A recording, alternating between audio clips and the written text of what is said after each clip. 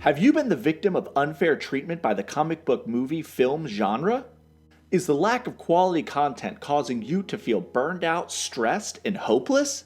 Has this ever happened to you? You've walked into a movie theater excited to see the brand new Marvel film, but you leave feeling like the story was a disjointed mess, the CGI was crap, the film had a protagonist that made no sense, and an antagonist with no motivation? Then, to make things worse, after you leave, you try to talk to your friends about it, and all they want to know is how it fits into the greater narrative of the MCU, and you feel like you're taking crazy pills? Has that ever happened to you?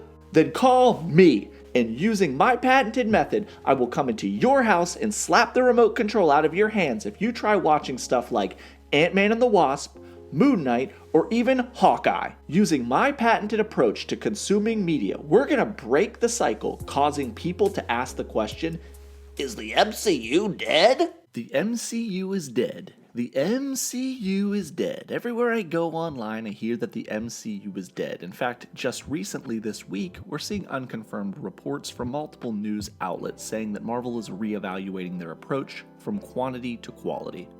And that's a pretty ridiculous, unconfirmed statement to make because a movie studio would never say that. They'd never go, oh yeah, we're focused on making a ton of content, not a ton of good content. That's insane.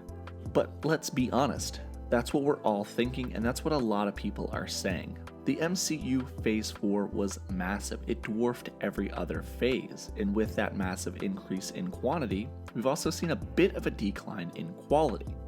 And while I do think that that issue affects the MCU overall, quality is in the eye of the beholder, so I think that there's something else bigger going on here, and that's what today's video is about. I want to share with you my approach to comic book related media. It's so simple that I'm surprised nobody else made a video on it, or maybe they did, I don't know, I don't watch other YouTubers in the comic book space, so here we go. My new approach to comic book related media is to simply give stuff a chance and then don't follow up with it if it's not for me. Let me in, Dick. It's Kevin Feige. I told you what was going to happen if you told them that. I'm going Daredevil Season 3 on your ass. So, as you may or may not know, Kevin Feige watches every comic book YouTuber's videos. And if we say anything bad about him, he will come to your house. And usually he just chases Brown Table around, but he's had it in for us for a while. So I built this panic room, and I got some comics, and it wasn't big enough for my family, but I think that I'm safe, which is what matters. And when he leaves, which he usually does in a matter of like 10 to 20 hours, then I'll go out and finish the video.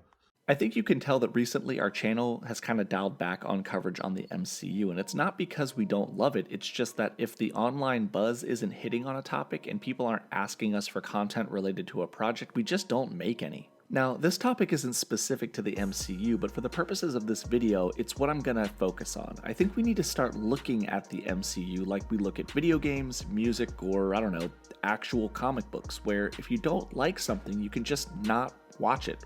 To illustrate this point, I want to use one of my personal favorite shows of the entire Disney Plus era of MCU television, She-Hulk. Now, I'm going to assume that like 50% of the people who are watching this video probably just turned it off and started watching something else because She-Hulk was a very polarizing show. And let me explain why it was so polarizing. The MCU and Kevin Feige has conditioned fans to expect a certain structure within their films and shows. Pretty standard hero's journey type stuff. We establish the hero's origin, we establish the bad guy, we establish the stakes, and most of the time we throw in a little minor twist here or there for good measure. And that little twist is to make it feel like more creative storytelling occurred than what you actually witnessed, but that didn't happen in She-Hulk. She-Hulk told you right at the beginning of the first episode that it was not going to be that type of show or story, and for the love of God, people still complained about it anyway. And I'm not knocking people who didn't understand that that was what was going to happen, but it did seem weird that people were like, yeah, I mean, I know that she said that it's going to be like a fun, lighthearted lawyer show, but surely the Red Hulk or Maestro will show up and destroy half of San Francisco in a big fight, right? Right, Kevin? I loved She-Hulk, but it wasn't perfect. The CGI was ass in a ton of scenes, and it completely ruined the Wrecking Crew, who are inarguably one of the best groups in Marvel Comics history, but the show was fun, and I think it exhibited a ton of top-tier character writing, and even some really fun world building. However, it was a bit ridiculous that the audience was supposed to accept the fact that nobody wanted to date Jen. She was like a confirmed 11 out of 10 baddie. Like, what are you guys talking about? But here's the thing, a lot of people hated She-Hulk, and I understand why. It wasn't what they thought they were going to get. It's easy to chalk it up to someone not being familiar with the character, whose comics have been very lighthearted and similar since the inception in the 80s, but it's not the viewer's fault. It's Marvel's fault for taking this long to take a few risks.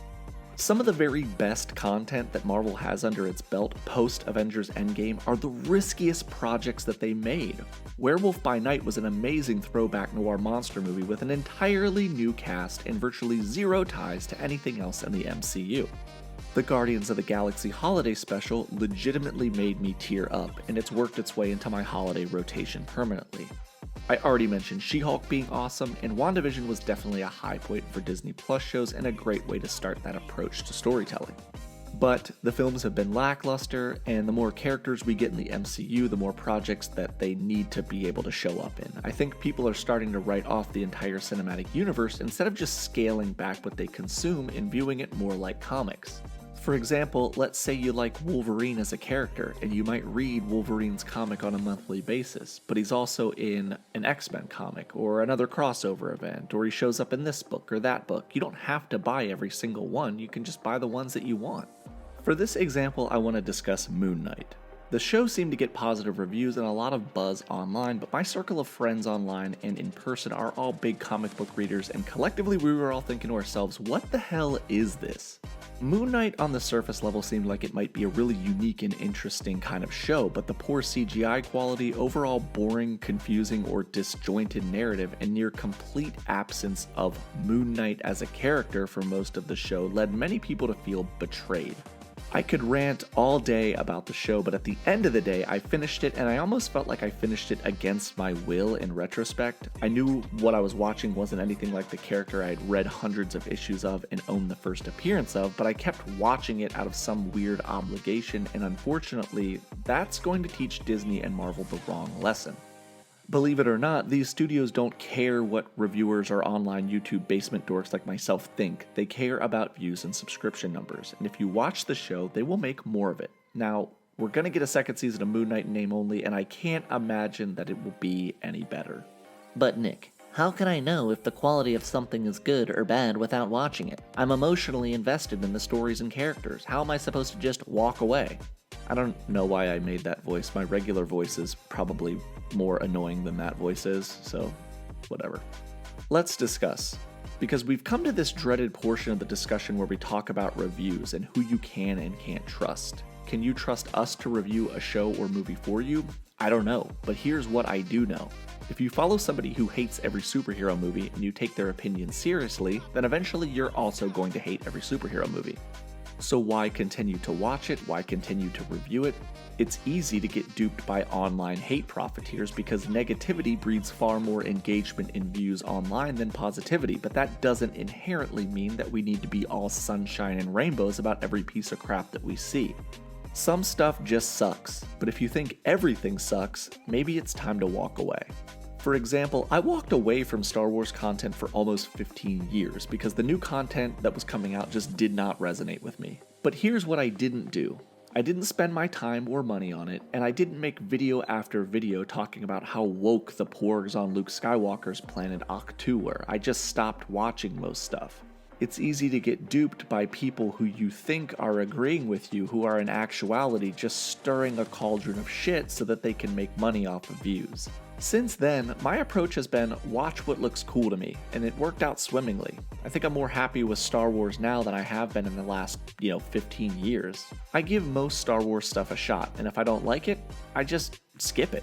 It's not a big deal. I know what happens in the story, I know where it's going, or there's always YouTubers that can help fill in the blanks.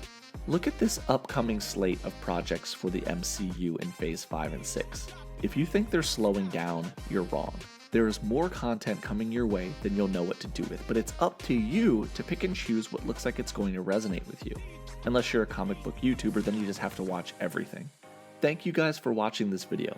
It's been more lighthearted and joking, but really it's just something that I've been thinking about a lot recently, and I hope it kind of resonates with you and changes the way that you approach watching the MCU or other comic book related projects. I still believe in my heart that we're living in the golden age of comic book movies and television, but it's easy to feel overwhelmed. I recommend stopping, going outside, touching some grass, and just reminding yourself that you do not have to watch everything if it doesn't resonate with you. This has been Nick with Key Issues. Thank you so much for watching, and remember the motto, anxiety-driven comic book viewing over everything.